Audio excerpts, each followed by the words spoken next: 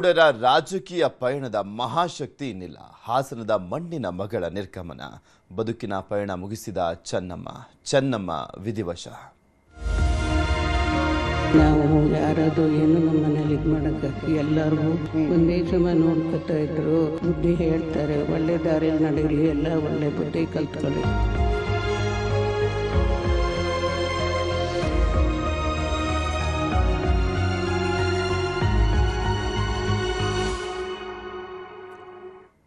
ಸುದೀರ್ಘ 72 ವರ್ಷಗಳ ಕಾಲದ ದಾಂಪತ್ಯ ಜೀವನ, ದೇವೇಗೌಡರ ಜೊತೆ ಹೆಜ್ಜೆ ಹೆಜ್ಜೆ ಹಾಕಿ ಇಡೀ ಕುಟುಂಬವನ್ನು ನೋಡಿಕೊಂಡು ದೇವೇಗೌಡರ ಮೌನ ಶಕ್ತಿಯಾಗಿದ್ದಂಥವರು ಚೆನ್ನಮ್ಮ ಅವರು. ಮಾಜಿ ಪ್ರಧಾನಿ ದೇವೇಗೌಡರ ಪತ್ನಿ ನಿಧನ ಹಿನ್ನೆಲೆಯಲ್ಲಿ ಬೆಂಗಳೂರಿನಲ್ಲಿ ಚೆನ್ನಮ್ಮ ಅವರ ಅಂತಿಮ ದರ್ಶನಕ್ಕೆ ವ್ಯವಸ್ಥೆ ಮಾಡಲಾಗ್ತಾ ಇದೆ. ವಾಜಪೇಯಿ ಕ್ರೀಡಾಂಗಣದಲ್ಲಿ ಸಾರ್ವಜನಿಕ ದರ್ಶನಕ್ಕೆ ವ್ಯವಸ್ಥೆಯನ್ನು ಮಾಡಲಾಗ್ತಾ ಇರುವಂಥದ್ದು. ಇಂದು ಬೆಳಗ್ಗೆ 7 ಗಂಟೆಯಿಂದ 11 ಗಂಟೆವರೆಗೂ ಅಂತಿಮ ದರ್ಶನಕ್ಕೆ ವ್ಯವಸ್ಥೆಯನ್ನ ಮಾಡಲಾಗಿದೆ. ಹೊಳೆನರಸೀಪುರಕ್ಕೆ ಪಾರ್ಥಿವ ಶರೀರದ ಅಂತಿಮ ಯಾತ್ರೆ ಮಾಡಲಾಗುತ್ತೆ. ಕುಣಿಗಲ್ ಹಾಸನ ಮಾರ್ಗವಾಗಿ ಸಾಗಲಿರುವಂಥದ್ದು ಅಂತಿಮ ಯಾತ್ರೆ. ರಾತ್ರಿ ಹೊಳೆನರಸೀಪುರದಲ್ಲಿ ಅಂತಿಮ ದರ್ಶನಕ್ಕೆ ವ್ಯವಸ್ಥೆಯನ್ನ ಮಾಡಲಾಗಿದೆ. ಎಚ್ ಡಿ ರೇವಣ್ಣ ಅವರ ಮನೆಯಲ್ಲಿ ಅಂತಿಮ ದರ್ಶನಕ್ಕೆ ವ್ಯವಸ್ಥೆಯನ್ನ ಮಾಡಲಾಗಿರುವಂಥದ್ದು. ನಾಳೆ ಬೆಳಗ್ಗೆ 7ರಿಂದ 9:30 ಅಂತಿಮ ದರ್ಶನಕ್ಕೆ ಅವಕಾಶ ಇರುತ್ತೆ. ನಾಳೆ ಬೆಳಗ್ಗೆ 10ಕ್ಕೆ ಅಂತಿಮ ಯಾತ್ರೆ ಹಳೇಕೋಟೆ ಕಡೆಗೆ ನಿರ್ಗಮನ. ಮಾವಿನಕೆರೆ ಶ್ರೀ ರಂಗನಾಥ ಸ್ವಾಮಿ ಬೆಟ್ಟದ ತಪ್ಪಲಿನಲ್ಲಿ ಅಂತ್ಯಕ್ರಿಯೆಯನ್ನ ಮಾಡಲಾಗುತ್ತೆ. ನಾಳೆ ಸಂಜೆ 4:15ಕ್ಕೆ ಚೆನ್ನಮ್ಮ ಅವರ ಅಂತ್ಯ ಸಂಸ್ಕಾರ ನೆರವೇರಲಿರುವಂಥದ್ದು. ನಾಳೆ ಸಂಜೆ ನಡೆಯುತ್ತೆ. ನಾಳೆ ಸಂಜೆ 4:15ಕ್ಕೆ ಊರಲ್ಲೂ ಕೂಡ ಅಂತಿಮ ದರ್ಶನಕ್ಕೆ ವ್ಯವಸ್ಥೆಯನ್ನ ಮಾಡಲಾಗಿದೆ. ಈಗ ಅವರ ನಿವಾಸ ಪದ್ಮನಾಭನಗರ ನಿವಾಸದಲ್ಲಿ ಅಂತಿಮ ದರ್ಶನವನ್ನ ಪಡ್ಕೊಳ್ತಾ ಇದ್ದಾರೆ. ಕುಟುಂಬದವರು, ರಾಜಕೀಯ ಗಣ್ಯರು, ಸಾರ್ವಜನಿಕರು, JDS ಪಕ್ಷದ ಕಾರ್ಯಕರ್ತರುಗಳು, ಆ ಸಮುದಾಯದವರು ಚೆನ್ನಮ್ಮ ಅವರ ಅಂತಿಮ ದರ್ಶನವನ್ನ ಪಡ್ಕೊಳ್ತಾ ಇದ್ದಾರೆ.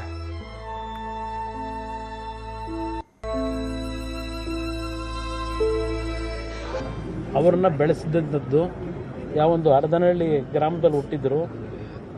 ಅಲ್ಲೇ ಅವರ ಅಂತಿಮ ಅಂತ ನಮ್ಮ ತಾಯಿ ಹುಟ್ಟಿದ್ದು ಪಕ್ಕದ ಮುತ್ತಿಗೆರಹಳ್ಳಿ ಅಂತ ಹೇಳಿ. ಅವರು ಪಾಠ ಕಲ್ತಿದ್ದು, ಶಾಲೆಗಳಿಗೆ ಹೋಗಿದ್ದು ಹಳೆಕೋಟೆ ಅಂತಕ್ಕಂಥ ಮಾವಿನಕೆರೆಯ ರಂಗನಾಥ ಸ್ವಾಮಿ ದೇವಸ್ಥಾನ ಏನಿದೆ ಆ ತಪ್ಪಲಿನಲ್ಲಿರ್ತಕ್ಕಂಥ ಸ್ಥಳದಲ್ಲಿ ಆ ರಂಗನಾಥ ಸ್ವಾಮಿಯ ಸನ್ನಿಧಾನದಲ್ಲೇ ಆ ರಂಗನಾಥ ಸ್ವಾಮಿಯ ಅವರು ಏನು ನಂಬಿಕೆ ಇಟ್ಕೊಂಡಿದ್ರು, ನಮ್ಮ ತಂದೆ ನಮ್ಮ ತಾಯಿ ಇಬ್ಬರು, ಆ ದೇವರ ಸನ್ನಿಧಾನದಲ್ಲೇ ಮತ್ತು ನಮ್ಮ ಹುಟ್ಟೂರು ಶಿವನ ದೇವಸ್ಥಾನ ಏನಿದೆ ಆ ಶಿವನನ್ನು ನಂಬಿ ಬಂದಂಥವ್ರು.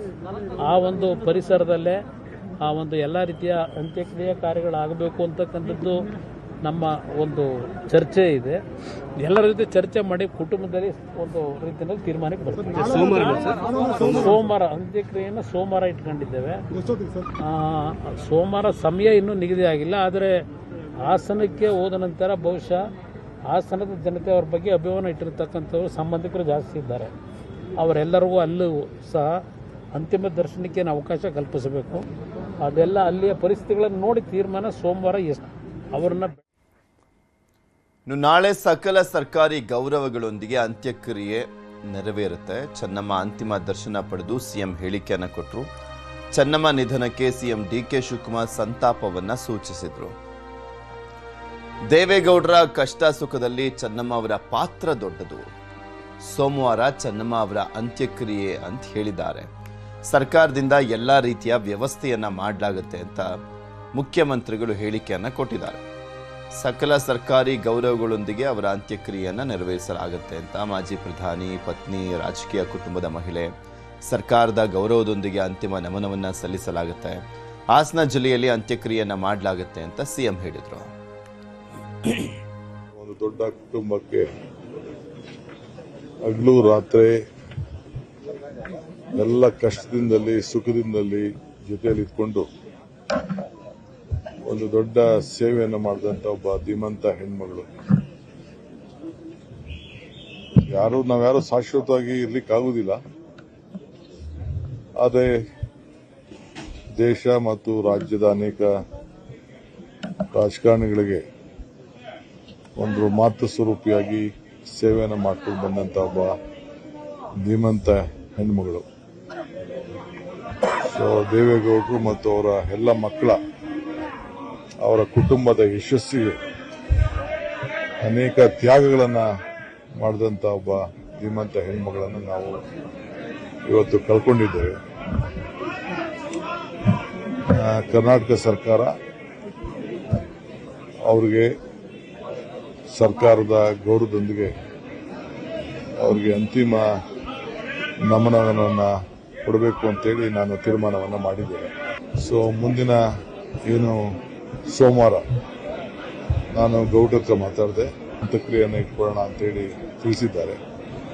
ಹಾಸನ ಜಿಲ್ಲೆಯಲ್ಲೇ ಅಲ್ಲೂ ಕೂಡ ನಾವೆಲ್ಲ ಕೆಲವು ಭಾಗವಹಿಸ್ತೇವೆ.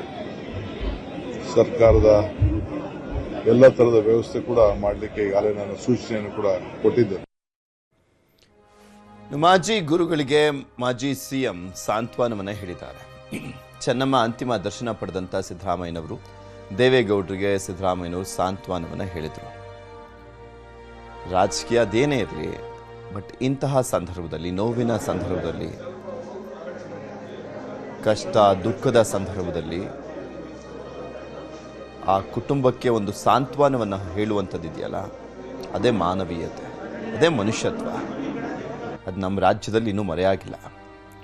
ಸಿದ್ದರಾಮಯ್ಯನವರು ದೇವೇಗೌಡರ ನಿವಾಸಕ್ಕೆ ಹೋಗಿ ಅವರಿಗೆ ಸಾಂತ್ವನ ಹೇಳ್ತಾ, ಯಾಕೆಂದರೆ ಸಿದ್ದರಾಮಯ್ಯನವರ ಒಂದು ರಾಜಕೀಯದಲ್ಲಿ ಚೆನ್ನಮ್ಮ ಅವರು ತುಂಬ ಚಿರಪರಿಚಿತರು. ಗುರುಗಳಾಗಿದ್ದಂಥ ಸಂದರ್ಭ, ಅವ್ರ ಮನೆಗೆ ಹೋಗುವಂಥ ಸಂದರ್ಭದಲ್ಲಿ ರಾಜಕೀಯವಾಗಿ ಸಾಕಷ್ಟು ಒಡನಾಟ ಇತ್ತು. ಈಗ ಸದ್ಯಕ್ಕಲ್ಲಿ ಏನಾಗ್ತಾ ಇದೆ ಅನ್ನುವಂಥದ್ರ ಬಗ್ಗೆ ಇನ್ನಷ್ಟು ಮಾಹಿತಿಯನ್ನು ಕೊಡ್ತಾ ಹೋಗ್ತಾರೆ ನಮ್ಮ ಪ್ರತಿನಿಧಿ ಶರಣು ಹಂಪಿ. ನಮ್ಮ ಜೊತೆ ನೇರ ಸಂಪರ್ಕದಲ್ಲಿ ಜಾಯ್ನ್ ಆಗಿದ್ದಾರೆ. ಶರಣು ಹಂಪಿ, ನಿನ್ನೆ ರಾತ್ರಿಯಿಂದಲೂ ಕೂಡ ದೊಡ್ಡ ಸಂಖ್ಯೆಯಲ್ಲಿ ರಾಜಕೀಯ ಗಣ್ಯರು, ಸಾರ್ವಜನಿಕರು ಅಂತಿಮ ದರ್ಶನವನ್ನು ಪಡ್ಕೊಳ್ತಾ ಇದ್ದಾರೆ.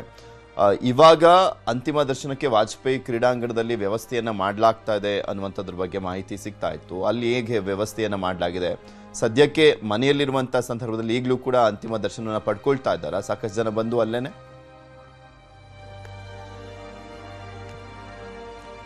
ಪೃಥ್ವಿ, ನಾನೀಗ ಪದ್ಮನಾಭನಗರದಲ್ಲಿರುವಂಥ ದೇವೇಗೌಡರ ನಿವಾಸದ ಮುಂಭಾಗದಲ್ಲಿದ್ದೇನೆ. ಇಲ್ಲೇ ಇನ್ನು ಅಂತಿಮ ದರ್ಶನಕ್ಕೆ ಅವಕಾಶವನ್ನ ಮಾಡಿಕೊಟ್ಟಿರೋದು. ನಿನ್ನೆ ರಾತ್ರಿ 8 ಗಂಟೆಯಿಂದ ಅಂತಿಮ ದರ್ಶನಕ್ಕೆ ಗಣ್ಯರ ಆದಿಯಾಗಿ ಪಕ್ಷದ ಮುಖಂಡರು, ಶಾಸಕರು ಇರ್ಬೋದು, ಪ್ರತಿಯೊಬ್ಬರು ಕೂಡ, ಸಾರ್ವಜನಿಕರು, ಅಭಿಮಾನಿಗಳು ಮತ್ತು ಸುತ್ತಮುತ್ತಲಿರುವಂಥ ಜನರೆಲ್ಲರೂ ಕೂಡ ಈ ವಿಷಯ ತಿಳಿದುಕೊಳ್ಳೇನೆ ಎಲ್ಲರೂ ತಡರಾತ್ರಿ ಆದ್ರೂ ಕೂಡ ಬಂದು ಅಂತಿಮ ದರ್ಶನವನ್ನು ಪಡೆಯುವಂಥ ಕಾರ್ಯವನ್ನು ಮಾಡಿದ್ರು. ನಸುಕಿನ ವೇಳೆಯಲ್ಲೂ ಕೂಡ ಇದೇ ರೀತಿಯಾಗಿ ಸಾಕಷ್ಟು ಸಂಖ್ಯೆಯಲ್ಲಿ ಅಭಿಮಾನಿಗಳು, ಜನರೆಲ್ಲರೂ ಕೂಡ ಬಂದು ಚೆನ್ನಮ್ಮ ಅವರ ಅಂತಿಮ ದರ್ಶನ ಪಡೆಯುವಂಥ ಕಾರ್ಯವನ್ನು ಮಾಡ್ತಾ ಇದ್ದಾರೆ. 7:05 ಅಂದರೆ 7 ಗಂಟೆಗೆ ಇಲ್ಲಿಂದ ಪಾರ್ಥಿವ ಶರೀರವನ್ನು ಪಕ್ಕದಲ್ಲಿರುವಂಥ ವಾಜಪೇಯಿ ಮೈದಾನ ಏನಿದೆ ಆ ಮೈದಾನದಲ್ಲಿ ವ್ಯವಸ್ಥೆಯನ್ನು ಮಾಡಲಾಗಿದೆ. 7 ಗಂಟೆಯಿಂದ 11 ಗಂಟೆವರೆಗೂ ಅವಕಾಶ ಇರೋದು.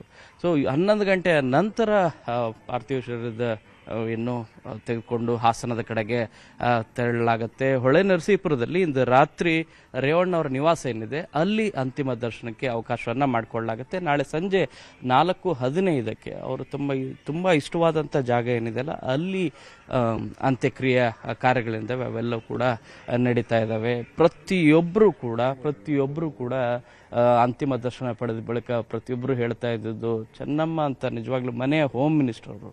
ಹೊರಗಡೆ ದೇವೇಗೌಡರು ರಾಜಕಾರಣದಲ್ಲಿ ತುಂಬ ಬ್ಯುಸಿ ಇರ್ತಿದ್ರು, ಆದರೆ ಮನೆಗೆ ಬರುವಂಥ ಪ್ರತಿಯೊಬ್ಬರನ್ನು ಕೂಡ ನೋಡ್ಕೊಳ್ಳೋದು ಮತ್ತು ತಮ್ಮ ಪತಿಯನ್ನು ಇಷ್ಟು ಅನ್ಯೋನ್ಯವಾಗಿ 1 ವರ್ಷ ಅಲ್ಲ 2 ವರ್ಷ ಅಲ್ಲ, ಬರೋಬ್ಬರಿ 72 ವರ್ಷ ಅನ್ಯೋನ್ಯ ದಾಂಪತ್ಯ ವಹಿಸೋದು ಅಷ್ಟು ಸುಲಭದ ಮಾತು ಅಂಥೇಳಿ ಎಲ್ಲರೂ ಕೂಡ ಅವರನ್ನು ನೆನೆಸ್ಕೊಳ್ಳುವಂಥ ಕಾರ್ಯ ಮಾಡ್ತಾಯಿದ್ರು. ಇಲ್ಲಿ ಅಪಾರ ಅಭಿಮಾನಿಗಳಿದ್ದಾರೆ ಮತ್ತು ಕುಟುಂಬದ ಸದಸ್ಯರಿದ್ದಾರೆ, ಮುಖಂಡರಿದ್ದಾರೆ. ಒಬ್ಬೊಬ್ಬರಾಗಿ ಮಾತಾಡ್ಸ್ತಾ ಹೋಗ್ತೀನಿ ಏನು ಹೇಳ್ತಾರೆ ಅಂತೇಳಿ.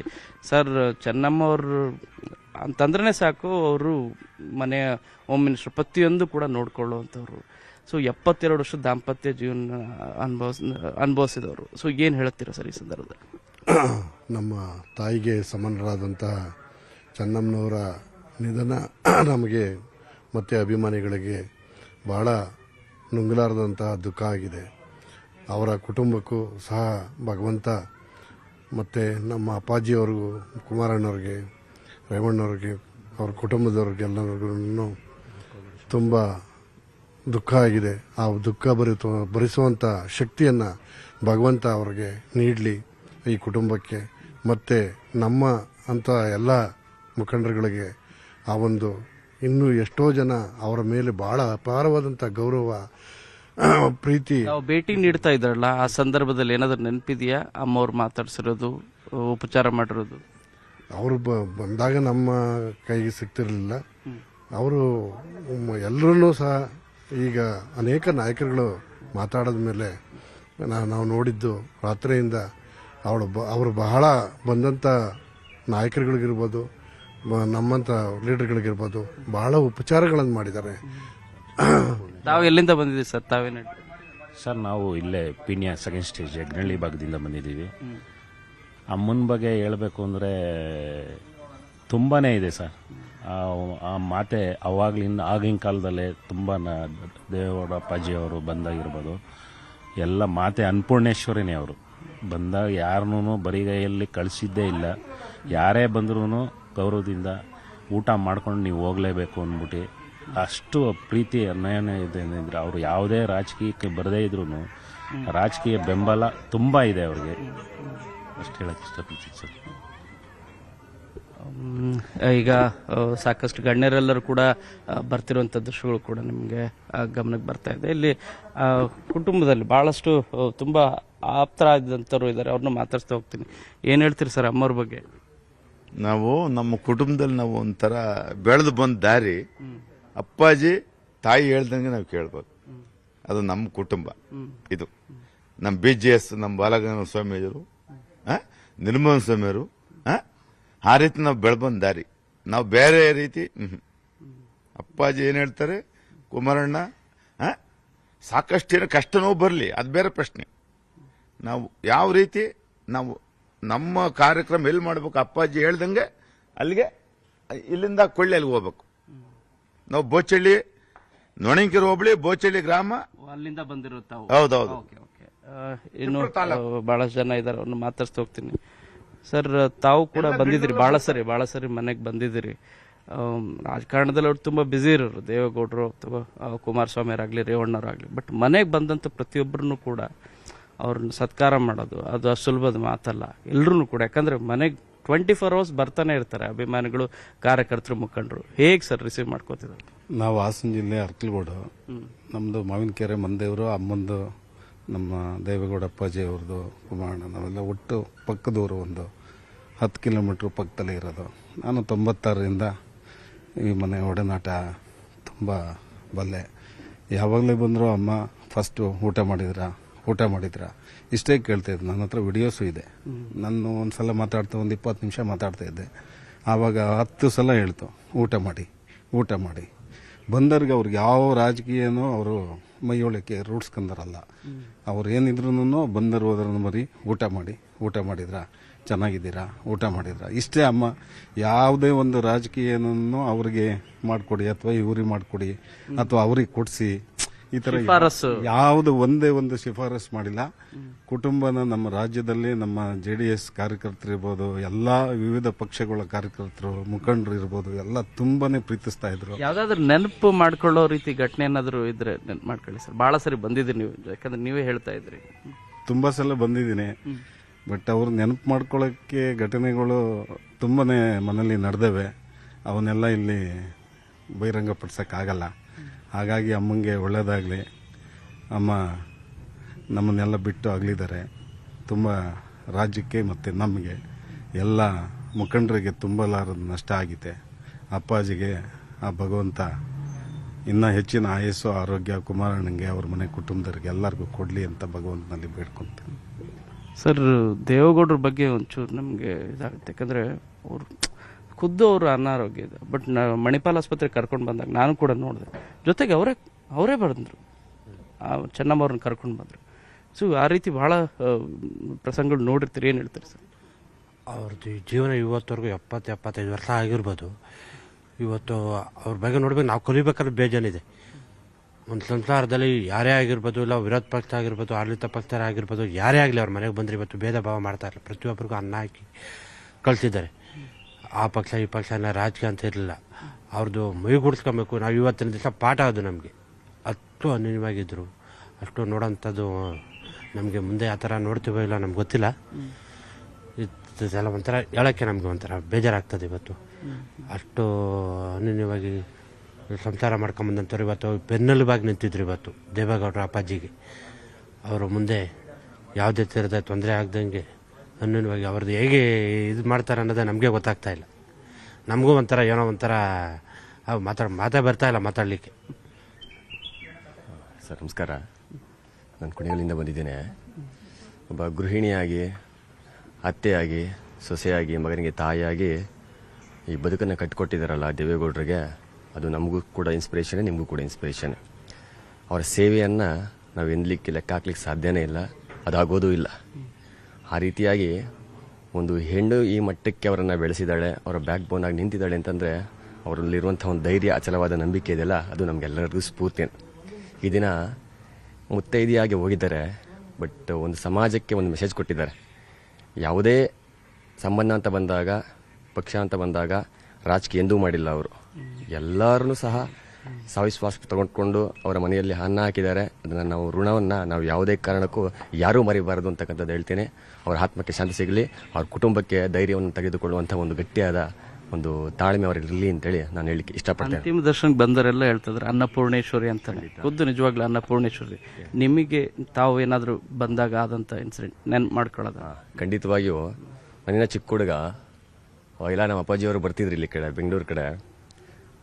ಬಂದಾಗ ಒಂದ್ಸಲ ನನಗೇನೋ ಸ್ವಲ್ಪ ಹೆಲ್ತ್ ಪ್ರಾಬ್ಲಮ್ ಆಗಿತ್ತು, ಬಂದಿದ್ದು ಮನೆಗೆ. ಅವ್ರ ಅಪ್ಪಾಜಿ ಇದ್ದರು, ಸುಮಾರು 8ನೇ ಕ್ಲಾಸ್ ಇರಬೇಕು ನಾನು ಅನ್ಸುತ್ತೆ. ಅವಾಗ ಬಂದಾಗ ಮನೇಲಿ ಕೂರಿಸಿ, ನಾನು ಚಿಕ್ಕ ಹುಡುಗ ಆಗಿನ ಸಹ ಕೂರಿಸಿ ಅನ್ನ ಹಾಕಿ ಕಳಿಸಿದ್ದಾರೆ, ಊಟ ಮಾಡಿ ಕಳಿಸಿದ್ದಾರೆ. ಅದು ಮೆಮೊರಬಲ್, ಲೈಫಲ್ಲಿ ಮರಲಿಕ್ಕೆ ಆಗೋದಿಲ್ಲ. ಇವತ್ತೆಲ್ಲ ಯಾವುದೋ ಒಂದು ಹುದ್ದೆಯಲ್ಲಿ ಇರ್ಬೋದು, ಅದು ಲೆಕ್ಕಕ್ಕೆ ಬರೋಲ್ಲ. ಬಟ್ ನಾನು ಒಂದು ತುತ್ತು ಅನ್ನ ಹಾಕಿರ್ತಾರಲ್ಲ ಮನೆದು, ಅದು ಋಣ ನಮ್ಮಲ್ಲಿ ಇರಬೇಕು. ಅದು ಹೇಳಲಿಕ್ಕೆ ತುಂಬ ಹೆಮ್ಮೆ ಆಗ್ತಿದೆ, ತುಂಬ ಗೌರವ ಆಗ್ತಿದೆ. ತಾವು ಎಲ್ಲಿಂದ ಬಂದಿರಿ ಸರ್? ಸರ್ ಭದ್ರಾವತಿಯಿಂದ ಬಂದಿದ್ದೀವಿ ಸರ್. ಏನು ಹೇಳ್ತೀರಿ ಸರ್? ಹೇಳೋದೇನಿದೆ ಸರ್, ಸಾಧಿಸಿ ಬದುಕಿ ಯುವ ಪೀಳಿಗೆಗೆ ಹಾಗೂ ಆದರ್ಶವಾಗಿ ಬದುಕಿ ಸೌಸಿ ಜೀವನನ ಪೂರ್ಣಗೊಳಿಸಿದ್ದಾರೆ ಸರ್.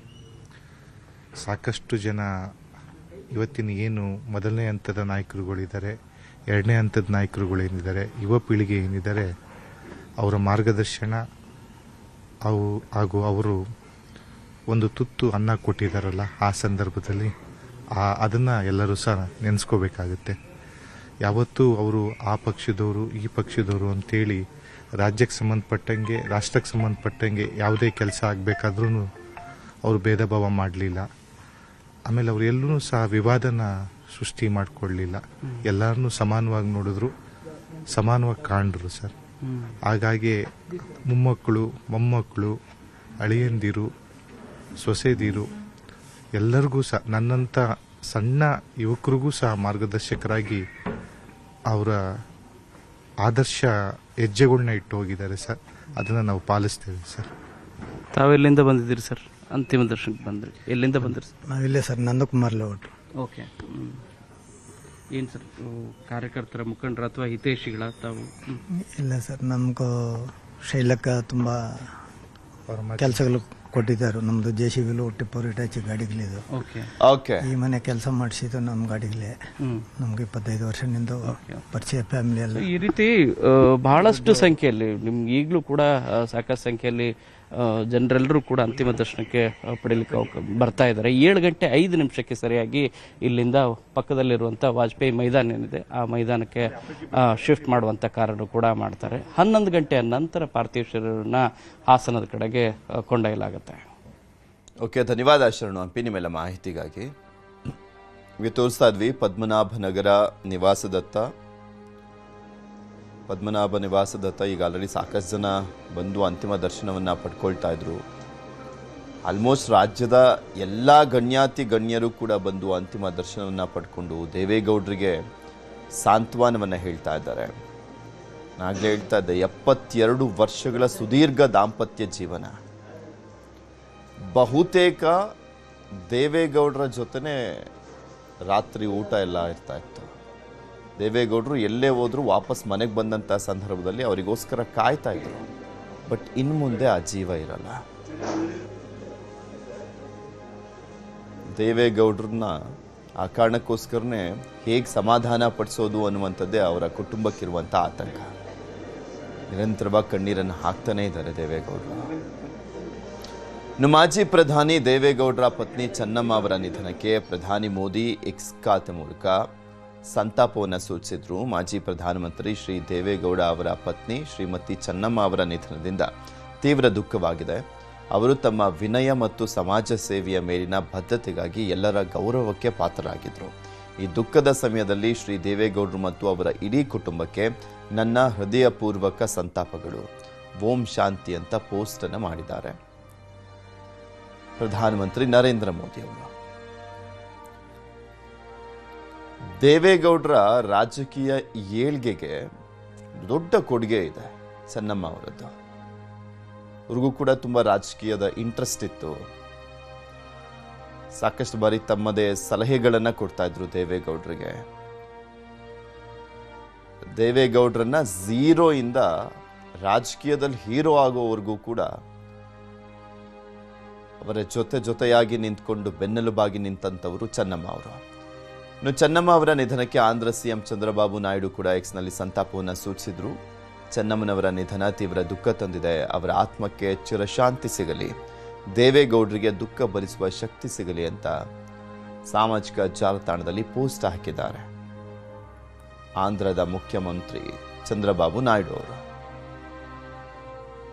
ಆಲ್ಮೋಸ್ಟ್ ರಾಷ್ಟ್ರ ರಾಜಕಾರಣದಲ್ಲಿರುವಂಥ ಎಲ್ರಿಗೂ ಕೂಡ ನಮ್ಮ ರಾಜ್ಯದಲ್ಲಿ ಮತ್ತು ಒಂದು ಕಡೆ ರಾಷ್ಟ್ರ ರಾಜಕಾರಣದಲ್ಲಿರುವಂಥ ಆಲ್ಮೋಸ್ಟ್ ಎಲ್ಲ ಹಿರಿಯರಿಗೂ ಕೂಡ ಈ ಕುಟುಂಬ ತುಂಬ ಚಿರಪರಿಚಿತ. ಯಾಕೆಂದರೆ ದೇವೇಗೌಡರು ಪ್ರಧಾನಮಂತ್ರಿ ಆಗಿದ್ದಂಥವ್ರು, ಅದಾದಮೇಲೆ ಕಂಟಿನ್ಯೂಸ್ಲಿ ಅವರು ಲೋಕಸಭಾ ಸದಸ್ಯರಾಗ್ತಾ ಕಂಟಿನ್ಯೂ ಆಗಿದ್ದಾರೆ, ರಾಜ್ಯಸಭಾ ಸದಸ್ಯರಾಗಿದ್ದಂಥವ್ರು. ಸೊ ಹೀಗಾಗಿ ಆಲ್ಮೋಸ್ಟ್ ಎಲ್ರಿಗೂ ಚಿರಪರಿಚಿತರು. ದೇವೇಗೌಡರ ಮನೆಗೆ ಹೋಗ್ತಾರೆ ಅಂದರೆ ಚೆನ್ನಮ್ಮ ಅವರ ಒಡನಾಟ ಇದ್ದೇ ಇರುತ್ತೆ. ಯಾಕೆಂದರೆ ಎಲ್ಲರನ್ನೂ ಕೂಡ ಆ ಆತಿಥ್ಯ ಅವ್ರ ಮನೆಗೆ ಹೋದಂಥ ಸಂದರ್ಭದಲ್ಲಿ ಕೊಡ್ತಾ ಇದ್ದಿದೆಯಲ್ಲ, ಹಾಗಾಗಿನೇ ಚೆನ್ನಮ್ಮ ಅವ್ರನ್ನ ಆಲ್ಮೋಸ್ಟ್ ಎಲ್ಲರೂ ಪ್ರೀತಿಸ್ತಾರೆ. ನಮ್ಮ ಮಾಜಿ ಪ್ರಧಾನಿ ದೇವೇಗೌಡರ ಪತ್ನಿ ಚೆನ್ನಮ್ಮ ನಿಧನಕ್ಕೆ ಕಾಂಗ್ರೆಸ್ ನಾಯಕ ರಾಹುಲ್ ಗಾಂಧಿ ಕೂಡ ಸಾಮಾಜಿಕ ಜಾಲತಾಣದಲ್ಲಿ ಸಂತಾಪ ಸೂಚಿಸಿದ್ದಾರೆ.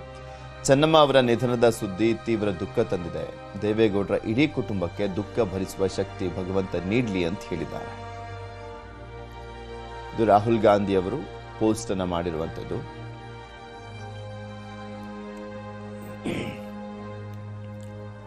ಮಾಜಿ ಪ್ರಧಾನಮಂತ್ರಿ ಎಚ್.ಡಿ. ದೇವೇಗೌಡ ಅವರ ಧರ್ಮಪತ್ನಿ ಚೆನ್ನಮ್ಮ ನಿಧನಕ್ಕೆ ಮಲ್ಲಿಕಾರ್ಜುನ್ ಖರ್ಗೆ ಕೂಡ ದುಃಖ ವ್ಯಕ್ತಪಡಿಸಿದ್ದಾರೆ. ಚೆನ್ನಮ್ಮನವರ ನಿಧನದ ಸುದ್ದಿ ನನಗೆ ಅತೀವ ದುಃಖವನ್ನುಂಟು ಮಾಡಿದೆ. ಶ್ರೀ ದೇವೇಗೌಡರೊಂದಿಗೆ ಹಲವು ವರ್ಷಗಳಿಂದ ಆತ್ಮೀಯ ವೈಯಕ್ತಿಕ ಬಾಂಧವ್ಯ ಹೊಂದಿರುವಂಥ ನನಗೆ ಈ ಅಗಲಿಕೆ ನೋವನ್ನು ತಂದಿದೆ. ಈ ಕಠಿಣ ಸಂದರ್ಭದಲ್ಲಿ ದುಃಖ ತಪ್ತ ಕುಟುಂಬಕ್ಕೆ ನನ್ನ ಸಂತಾಪಗಳನ್ನು ಸಲ್ಲಿಸ್ತೇನೆ. ಈ ತುಂಬಲಾರದ ನಷ್ಟವನ್ನು ಭರಿಸುವ ಶಕ್ತಿಯನ್ನ ಅವರಿಗೆ ಭಗವಂತ ನೀಡಲಿ ಅಂತ ಖರ್ಗೆ ಎಕ್ಸ್ ಮೂಲಕ ಸಂತಾಪವನ್ನು ಸೂಚಿಸಿದ್ರು. ಹೇಳ್ತಾ ಇದ್ನಲ್ಲ, ಆಲ್ಮೋಸ್ಟ್ ಎಲ್ರಿಗೂ ಕೂಡ ಚಿರಪರಿಚಯ, ಎಲ್ಲರ ಜೊತೆನೂ ಆಲ್ಮೋಸ್ಟ್ ಒಳ್ಳೆಯ ಬಾಂಧವ್ಯ ಇತ್ತು. ಅನ್ನಪೂರ್ಣೇಶ್ವರಿ ಅಂತಲೇ ಕರೀತಾರೆ ಚೆನ್ನಮ್ಮ ಅವರನ್ನ. ಯಾರೇ ಮನೆಗೆ ಹೋದಂಥ ಸಂದರ್ಭದಲ್ಲಿ ಅವ್ರಿಗೆ ಊಟ ಹಾಕಿನೇ ಕಳಿಸ್ತಾ ಇದ್ದಿದ್ದು. ಮಾಜಿ ಪ್ರಧಾನಮಂತ್ರಿ ಎಚ್.ಡಿ. ದೇವೇಗೌಡರ ಧರ್ಮಪತ್ನಿ ಚೆನ್ನಮ್ಮ ವಿಧಿವಶರಾಗಿದ್ದು ಆಲ್ಮೋಸ್ಟ್ ಎಲ್ಲ ರಾಜಕೀಯ ಗಣ್ಯರು ಕೂಡ ಅವರ ದರ್ಶನವನ್ನ ಪಡ್ಕೊಂಡಿದ್ದಾರೆ, ಮಾತನಾಡಿದ್ದಾರೆ. ಯಾರ್ಯಾರು ಏನೇನು ಮಾತನಾಡಿದ್ದಾರೆ ನೋಡೋಣ. ನಿರಂತರವಾಗಿ ಬೆಂಬಲವಾಗಿ ನಿಂತಿದ್ದು ಅವರ ಅಗಲಿಕೆ ಗೌಡರ ಇಡೀ ಕುಟುಂಬಕ್ಕೆ ದೊಡ್ಡ ನಷ್ಟವಾಗಿದೆ. ಭಗವಂತ ಇತರ ಆತ್ಮಕ್ಕೆ ಶಾಂತಿಯನ್ನು ಕೊಡಿಸಿ ಅವರ ಕುಟುಂಬಕ್ಕೆ ದುಃಖವನ್ನು ಭರಿಸುವ ಶಕ್ತಿ ನೀಡಲಿ ಅಂತ ಪ್ರಾರ್ಥಿಸ್ತಾರೆ. ಚೆನ್ನಮ್ಮನವರು ಇವತ್ತು ನಮ್ಮ ಬಾಲಣ್ಣವ್ರು ಹೇಳಿದಾಗೆ ಮಹಾತಾಯಿ. ಅದೇ ನಮ್ಮ ಕುಟುಂಬಕ್ಕೆ ವಿಶೇಷವಾಗಿ ಒಬ್ಬರು ದೇವತೆ ಅಂತ ಹೇಳಿದ್ರೆ ತಪ್ಪಲಾಗಲಾರದು. ನಮ್ಮ ತಂದೆ ದಿವಂಗತ ಎಚ್.ಎಸ್. ಪ್ರಕಾಶ್ ಅವರು ಕೂಡ 85ನೇ ಇಸ್ವಿಲಿ ನಗರಸಭಾ ಸದಸ್ಯರಾದ ಸಂದರ್ಭ ಅವರು ಸ್ವತಂತ್ರ ಅಭ್ಯರ್ಥಿಯಾಗಿ ಅವರು ಸದಸ್ಯರಾಗಿ ಆಯ್ಕೆಯಾಗಿದ್ದರು. ನಮ್ಮ ತಂದೆಯವರು ಕೂಡ ಚೆನ್ನಮ್ಮನವರು ಅಂದರೆ ಭಾಳ ಪ್ರೀತಿ, ನಮ್ಮ ತಂದೆ ಆಗಿರ್ಬೋದು, ನಮ್ಮ ತಾಯಿಗಾಗಿರ್ಬೋದು. ಅದೇ ರೀತಿ ಚೆನ್ನಮ್ಮನವರು ಕೂಡ ಪ್ರತಿಯೊಂದು ಸಂದರ್ಭದಲ್ಲಿ ನಮ್ಮ ತಂದೆ ಮನೆಗೆ ಹೋಗುವಂಥ ಸಂದರ್ಭದಲ್ಲಿ ಪ್ರಕಾಶ್ ಬಾಪ ತಿಂಡಿ ಮಾಡು, ಊಟ ಮಾಡುವಂಥ ಭಾಳ ಪ್ರೀತಿಯಿಂದ ಸ್ವಂತ ಮಗನಾಗೆ ನಮ್ಮ ತಂದೆಯನ್ನು ಕೂಡ ನೋಡಿ ಭಾಳಷ್ಟು ಪ್ರೀತಿಯನ್ನು ಮಾಡಿರುವಂಥದ್ದು ನಮಗೆಲ್ಲರೂ ಕೂಡ ದುಃಖ ತಂದಿದೆ. ಇವತ್ತು ನಮ್ಮ ತಂದೆಗೆ ಇನ್ನು ಶಸ್ತ್ರಚಿಕಿತ್ಸೆ ಆಗೋ ಸಂದರ್ಭದಲ್ಲೂ ಕೂಡ ನಮ್ಮ ತಾಯಿಯವ್ರಿಗೆ ನಾವು ಕರ್ಕೊಂಡೋಗಿ ದೇವಸ್ಥಾನದಲ್ಲಿ ದೇವಿ ರಾಜರಾಜೇಶ್ವರಿ ಒಂದು ದೇವಿಯ ಒಂದು ಹರಕೆಯನ್ನು ಮಾಡಿಸಿ ನಮ್ಮ ತಂದೆ ಗುಣಮುಖರಾದ ತದನಂತರ ಸಂದರ್ಭದಲ್ಲೂ ಕೂಡ ಮತ್ತೊಮ್ಮೆ ದೇವಸ್ಥಾನಕ್ಕೆ ಕರ್ಕೊಂಡೋಗಿ ಅರ್ಕೆಯನ್ನು ತೀರಿಸುವಂಥ ಒಂದು ಇದನ್ನು ನಮ್ಮ ಕುಟುಂಬದ ಮೇಲೆ ಇಟ್ಟಿದ್ರು. ಚೆನ್ನಮ್ಮನವ್ರಿಗೆ ನಾವು ಎಷ್ಟು ಹೇಳಿದ್ರು ಸಾಲದು. ಇವತ್ತೆಲ್ಲ ಒಂದು ಕಡೆ ನಮ್ಮ ಕುಟುಂಬಕ್ಕೂ ಮತ್ತು ಹಾಸನ ಜನತೆಗೂ ಕೂಡ ಅವರು ಕಳ್ಕೊಂಡ್ರು ನಮಗೆಲ್ಲ ಒಂದು ದುಃಖ ತಂದಿರೋ ಸಂದರ್ಭ ಇವತ್ತು. ಅವ್ರ ಆತ್ಮಕ್ಕೆ ಭಗವಂತ ಶಾಂತಿ ಕೊಡಲಿ. ಅದೇ ರೀತಿ ದೇವೇಗೌಡರ ಅಪ್ಪಾಜಿಯವರು ಕೂಡ ಸುದೀರ್ಘವಾದ ರಾಜಕಾರಣ ಜೀವನದಲ್ಲಿ ಹೆಚ್ಚು ಅಧಿಕಾರ ನೋಡೋದಕ್ಕಿಂತ ಅವರು ವಿರೋಧ ಪಕ್ಷದಲ್ಲೇ ದುಃಖವನ್ನು ಅನುಭವಿಸಿರೋದೇ ಹೆಚ್ಚು.